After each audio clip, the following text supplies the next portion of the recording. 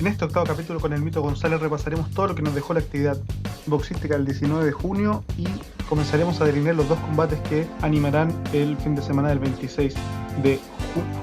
Empezamos. Bienvenidas todas y todos a Knockout Podcast, el podcast chileno de boxeo.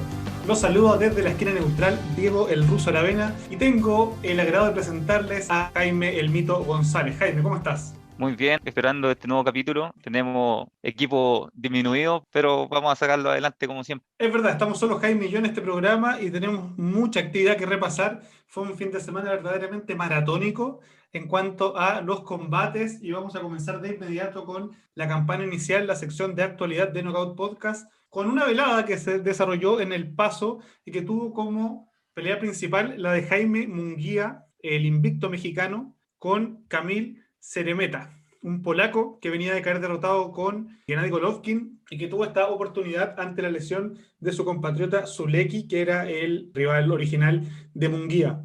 Munguía era el enorme favorito y respondió a ese favoritismo, derrotó en 6 asaltos al polaco, manteniendo un dominio muy claro. De hecho, gracias a los compañeros de CompuBox, a quienes siempre citamos en este programa, podemos ver cómo ese dominio se tradujo en cifras. Jaime Munguía conectó en 178 oportunidades a Ceremeta, mientras el polaco solo logró 72 golpes frente al mexicano. El dominio de Munguía se vio sobre todo acrecentado en el sexto round, donde conectó en 53 oportunidades al polaco contra solo 11 golpes de Ceremeta. Queda la sensación, que es algo que es un poco recurrente con Munguía, que aún le falta un combate contra rivales de mayor peso. Está justamente en la categoría de los medianos, hay muchos rivales posibles. Se habló en alguna oportunidad de una pelea con Golovkin y creo que ya es necesario el salto para este boxeador mexicano que está muy bien rankeado, que tiene un récord espectacular, con solo 24 años, tiene el récord 37-0 con 30 knockouts, que ya fue campeón del mundo en el Super Welter, pero que necesita prontamente una pelea contra un rival como el mismo Golovkin. ¿Por qué no verlo con Charlo, con algún campeón, para que logre también ser campeón en esta categoría?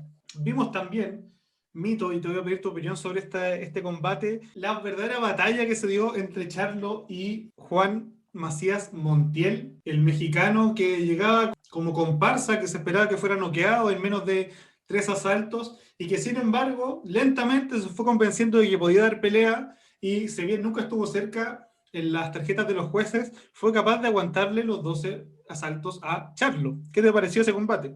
Para mí fue como ver una película de Hollywood. Fue impresionante la manera en que peleaba Montiel. Yo creo que hace mucho que no veía a un peleador ser tan valiente y con tan pocos recursos, pero aguantarle a un campeón que se supone que esta pelea era como un preludio antes de dar el salto hacia los mejores boxeadores de su peso, pero Montiel le dio pelea.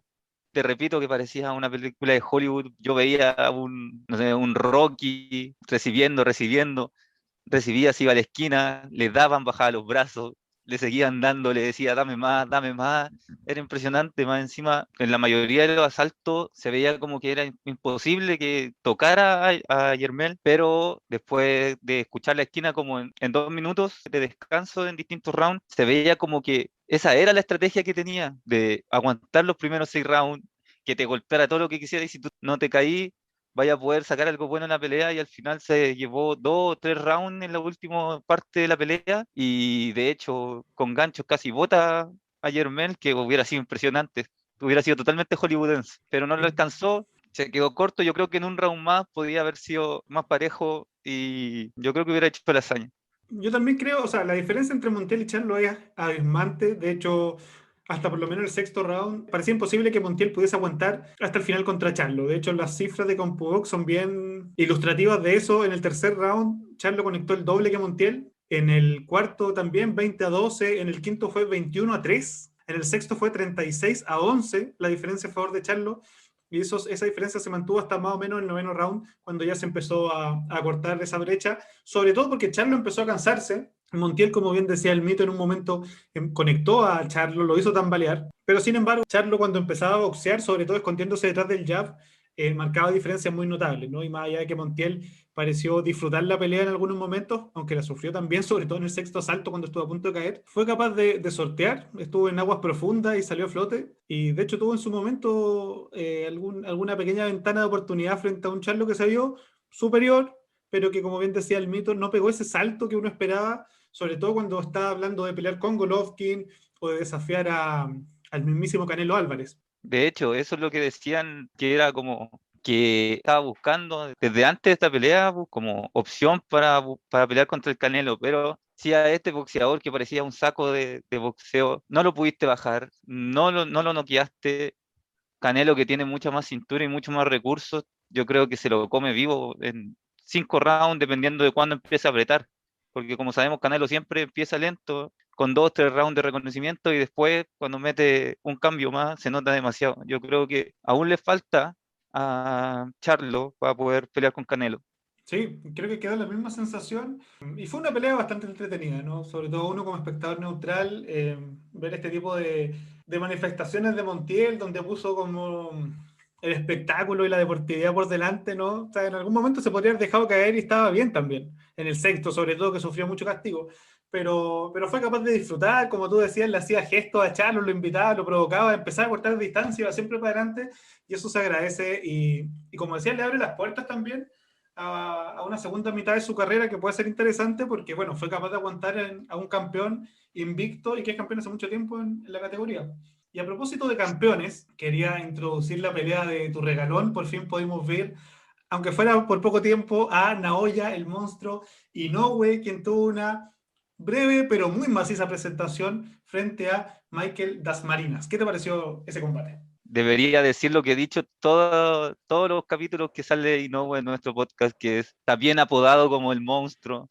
Se ve que es súper tranquilo, sabe cuándo pelear, sabe cuándo recogerse. Tiene un sentido del boxeo sobrenatural hasta porque pega fuerte, sabe recibir. Le han dado, como hemos visto, por ejemplo, la pelea contra Nonito Donaire. Y se muestra tranquilo hasta cuando tiene la pelea ganada. No se le calientan los guantes al conectar uno bueno, no se le calientan los guantes y se va hacia adelante. Espera, sabe que va ganando, sabe que puede noquear y noquea en el momento justo, ni más ni menos. De hecho, yo di la predicción de que iba a noquear en el cuarto y noqueó en el tercero cuando quedan 10 segundos para terminar el tercer round. Entonces, como que es demasiado como metódico hasta podéis como casi predecirlo porque es un fuera de serie.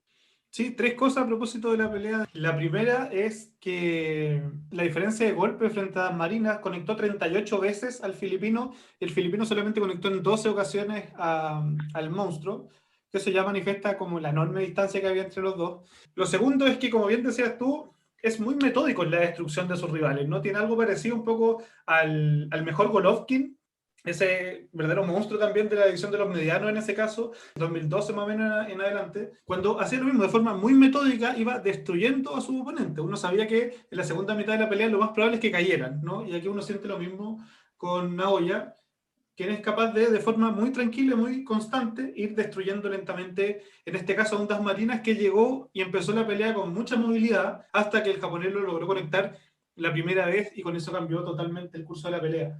Y el tercer punto, y con esto quería tu opinión también, Jaime, es que poco antes de que comenzara el combate de Inoue, se anunció que el 14 de agosto John Riel Casimero y Nonito Donaire van a unificar los dos títulos del peso gallo que no tiene Inoue. Es decir, el 14 de agosto en la noche, una vez que ya termine esa pelea, vamos a tener solo dos campeones para los 4 cinturones en el peso gallo y pareciera que en el horizonte cercano podría haber una unificación total del peso gallo. ¿Qué te parece? Yo creo que eso es lo único que le falta a Inoue para casi obligarse a subir de división, porque no le gana a nadie en esta división y cuando pelea se muestra demasiado superior a los demás rivales, siendo que no son rivales que estén bajo de ranking o bajo en récord. Por ejemplo, el Dan Marina era el primer vacante y lo noqueó en 3 rounds. El único requisito que le faltaría para subir, más aún si podría volver a pelear contra Nonito Donaire, fue un peleón por el campeonato donde pelearon. Sería una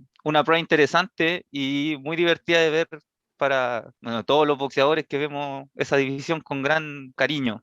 Es verdad, y pareciera que también podría pelear con Rigondeaux por otro de los cinco cinturones en el fondo, pero a lo mejor si Naoya lograse unificar esos cuatro cinturones, ya podría pensar en el salto al siguiente peso, donde hay otros campeones muy interesantes. Brandon Figueroa, por ejemplo, quien vimos hace un par de semanas noquear a la Pantera Nery. Está también Akhmadaliev, el campeón uzbeko, Stephen Fulton. Entonces, a lo mejor a Naoya, si es que logra efectivamente unificar, ya vendría a ser la hora de pegar a lo mejor su último salto en términos de peso. Sigue siendo joven, tiene 28 años, pero pareciera que esta división, si es que logra unificar, ya le queda pequeña.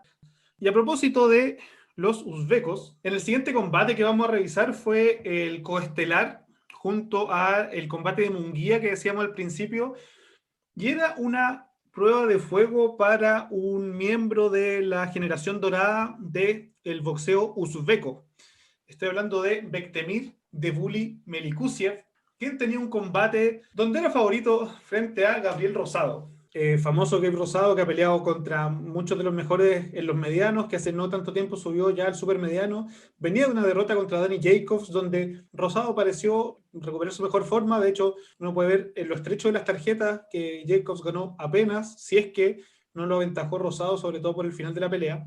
Y tenía este interesante combate Melikuziev, quien tiene solo 25 años, quien llegaba con un récord de 7-0, con 6 knockouts, que fue medallista olímpico de plata en Río 2016, y es parte de una generación uzbeca que tiene boxeadores muy interesantes que vienen de tener buenos récords amateur y sobre todo olímpicos. Estoy hablando de el campeón en el Super Gallo Murodian Akhmadaliev, por ejemplo, Mm. quien ya es campeón en 2 cinturones y que podría ser un rival si es que Naoya Inoue, por ejemplo, sigue subiendo. Akhmadaliev tiene solo 9 peleas como profesional y ya tiene 2 cinturones. Estoy hablando de Chakram Giyasov, quien en el super ligero tiene 11 peleas, ya está bien rankeado y podríamos nosotros esperar que tuviese una pelea o por un título internacional o derechamente por un título mundial. El mismo Israel Madrimov, ¿no? The Dream, que tiene solo 26 años, que está bien rankeado en el Super Welter, que tiene un récord de 7-0. Toda esta generación de enormes boxeadores uzbecos, que la mayoría todavía no ha sido derrotado, que están haciendo sus primeras armas o que ya están cerca de disputar títulos mundiales, tenía en uno de sus mejores representantes a Bektemir Melikuziev. Melikuziev, que tuvo una pelea pactada con Kovalev, que no se pudo disputar porque el ruso dio positivo en el control antidoping, y que ahora tenía su primera buena prueba de fuego frente, como ya decía, a Gabriel Rosado, un boxeador muy experimentado. Alcanzaron a disputar 3 rounds. En el primero, Melikuziev botó a Gabriel Rosado con un fuerte golpe al cuerpo. Estaba dominando la pelea a su antojo. Parecía que el knockout era cosa de tiempo. De hecho, en los datos de CompuBox, en el total de la pelea, Melikuziev conectó en 42 oportunidades a Rosado contra solo 10 golpes del norteamericano. El primer round fue 11-1, el segundo 23-7 y el tercero 8-2. Un dominio total y absoluto de el bully Melikuziev, hasta que, inesperadamente, en el tercer asalto, mientras tenía acorralado a Rosado en una esquina, Rosado sacó un volado de derecha mientras esquivaba un golpe, conectó a Melikuziev, quien cayó totalmente noqueado a la lona. Con esto, Rosado, además de anotarse una victoria espectacular y un knockout que es candidato a knockout del año, le da una derrota particularmente dolorosa, creo yo, a Melikuziev, y que pone un poco en perspectiva también la ilusionante trayectoria de esta generación olímpica uzbeca. Parecían intocables, parecía que su ascenso era particularmente rápido, casi ninguno tiene 11, más de 10 peleas, solo Giyasov, que tiene 11. Todos están cerca de títulos mundiales, están rankeados entre los 20 mejores de su división. Incluso Akhmadaliev ya es campeón con 2 cinturones. Y esta es la primera derrota importante que tiene uno de ellos. Melikuziev necesitaba ya dar el salto de calidad. Creo que Rosado era un buen rival para ver para qué estaba el uzbeco. Y creo que es una derrota que lo hace retroceder bastante, que va a necesitar un tiempo para poder volver a pelear y sobre todo elegir otra vez muy bien sus rivales para que ahora no tenga este tipo de sorpresas que, como digo, es muy doloroso porque le pone un freno en seco a una carrera que venía creciendo de forma acelerada para un boxeador que es muy joven, solo 25 años, que es zurdo, que pega muy fuerte, pero que lo encontraron mal parado y que con un solo golpe cambiaron el destino de su carrera, por lo menos por ahora. Y para terminar este apartado particularmente noticioso el día de hoy, con muchísima actualidad, repasamos el combate de José Argel El Comando, que disputó en Estados Unidos un título continental frente al invicto Javon Garnett, quien se presentaba con un 9-0 contra un 8-1 con el que se subió el comando al cuadrilátero en Miami. El combate fue a 10 rounds y el chileno perdió con unas tarjetas que a lo mejor son un poco discutibles. Resultaron tal vez más expresivas de lo que en realidad uno pudo ver en la transmisión, donde se vieron rounds muy parejos, sobre todo los primeros y los últimos, donde el chileno se vio particularmente sólido. Las tarjetas fueron 98-91, 97-92 y 97-92, muy discutibles todas, por cierto. Sin embargo, quedamos con la sensación de que el comando hizo una buena pelea, tal como venía de la pelea anterior, donde fue derrotado también en Estados Unidos, pero que dejó buenas sensaciones, que fue una pelea pareja y que dio espectáculo sobre todo. Fue siempre hacia adelante y la pelea tuvo muchísimos intercambios. Quiero destacar de que para el comando es un gran salto, un gran logro estar peleando en Estados Unidos, dado de que rumoreaba que el 2020 podía haber peleado el título nacional de peso pluma contra nuestro conocido y entrevistado Junior Cruzat, que era un rumor que se daba por julio del 2020, que gracias a la pandemia y a la precaria situación que tenemos en el deporte nacional no se pudo dar. Así que mientras gane experiencia ya, pierda o gane, y si se muestra bien parado en las peleas, es un gran logro para nosotros como chilenos y seguidores del boxeo chileno. Sí, es verdad. Ha dado buenos espectáculos. De hecho, consiguió esta pelea justamente porque dejó una buena impresión en la pelea anterior, donde cayó también por puntos de forma estrecha.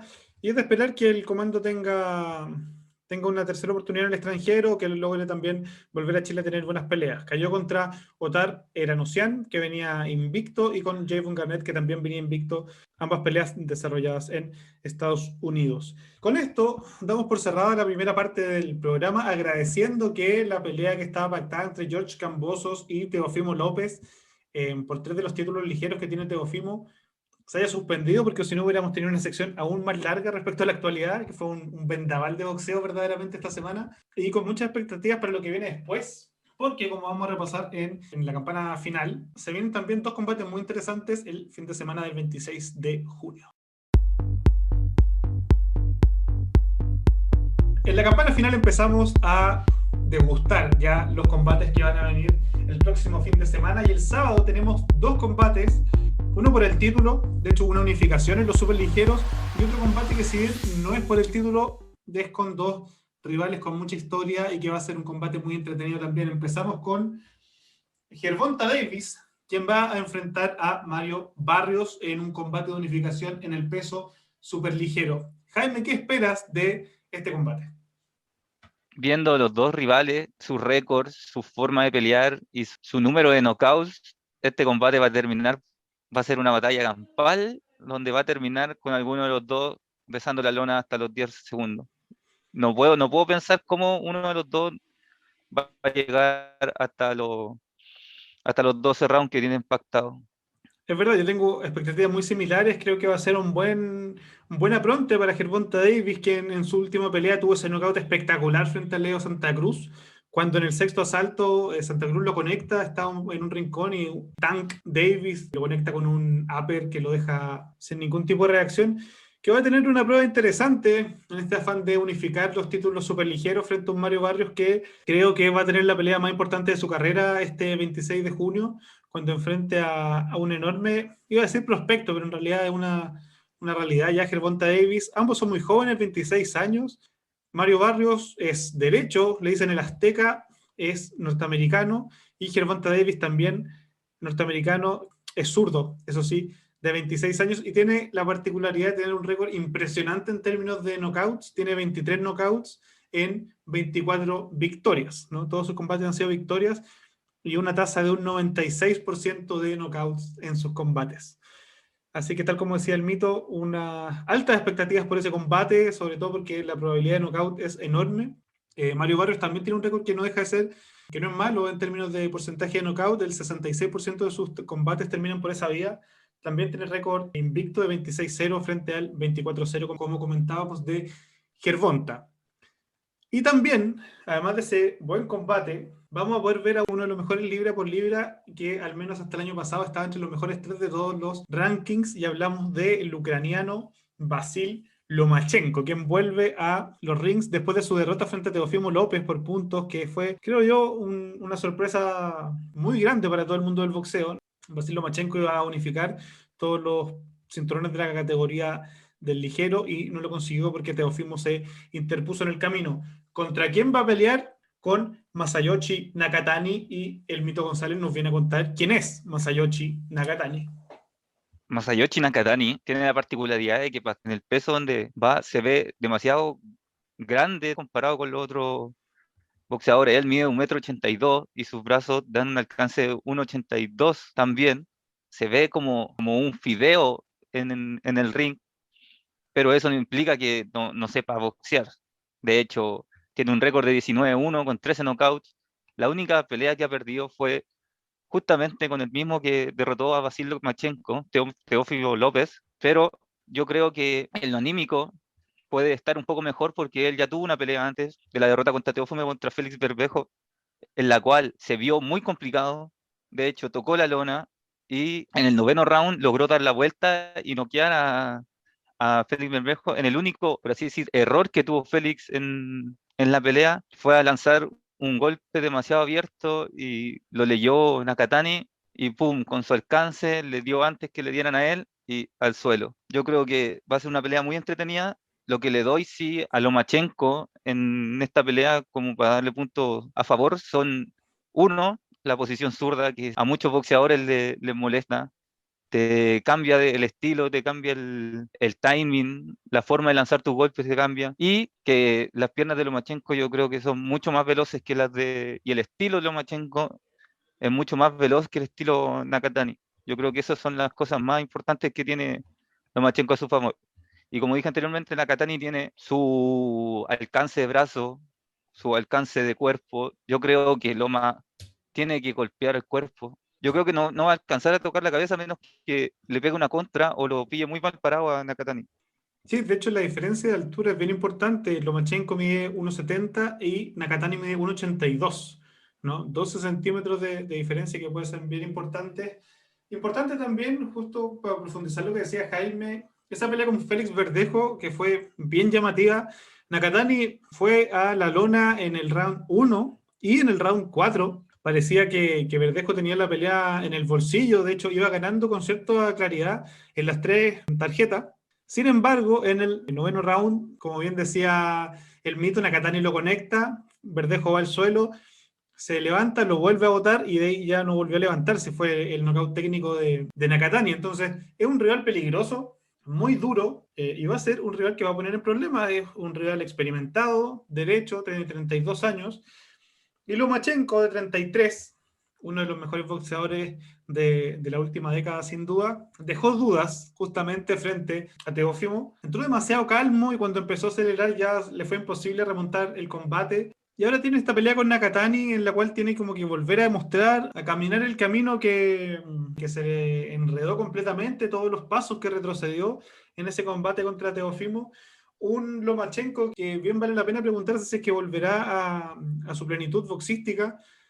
Un enorme boxeador que yo creo que nadie tiene duda respecto de su calidad, campeón con muy pocas peleas del título en el peso pluma, ¿no? En su tercera pelea ya era campeón del peso pluma, luego subió al superpluma, ahora está el ligero, ha conseguido títulos en todas estas divisiones, estuvo cerca de unificar los ligeros, tiene bueno, un enorme palmareo olímpico también, campeón dos veces de los Juegos Olímpicos en dos pesos distintos. Entonces creo que Lomachenko no tiene nada que probar, sin embargo, pareciera que el tiempo no está a su favor. Y vamos a ver si una victoria frente a Nakatani, hay que ver si es que lo vence, hay que ver de qué manera lo puede lograr y si es que eso le significaría volver a disputar un título en esta muy competitiva categoría de los ligeros. Lo hemos comentado en programas anteriores también. Está Teofimo, está Lomachenko, está Devin Haney, está Ryan García, todos los campeones muy competitivos. Y vamos a ver para qué está Lomachenko la próxima semana, el próximo sábado. Esperemos poder ver la mejor versión del ucraniano y que vuelva a poder disputar un título mundial pronto, antes de que ya el declive físico le empiece a pasar la cuenta a quien, como decía Jaime, es un enorme boxeador con una técnica exquisita y un juego de pies formidable, tal vez de los mejores juegos de pies que hay en el boxeo. Y con ese anticipo de los dos combates, tanto de el retorno de Gervonta Davis contra Mario Barrios como el de Nakatani contra Lomachenko, nos despedimos por esta semana.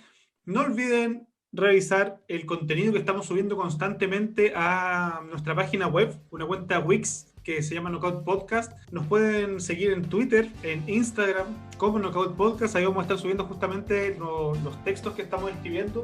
Subimos también los capítulos y los mejores momentos de los episodios. Todos nuestros capítulos están también disponibles no solo en Spotify, sino también en YouTube.